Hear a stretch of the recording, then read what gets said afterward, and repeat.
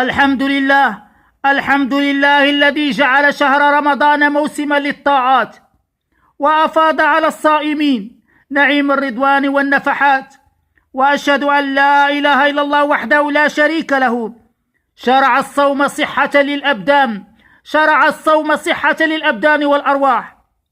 وأشهد أن سيدنا محمدا رسول الله هيأ لأمة طريق الهدي والفلاح. اللهم صل وسلم وبارك على سيدنا محمد وعلى آله وأصحابه أجمعين ومن تبعه إلى يوم الدين. وأما بعد أيها المسلمون، أوصيكم ونفسي بتقوى الله تعالى وطاعته. يقول الله تعالى في كتابه الكريم: يا أيها الذين آمنوا كتب عليكم الصيام كما كتب على الذين من قبلكم لعلكم تتقون.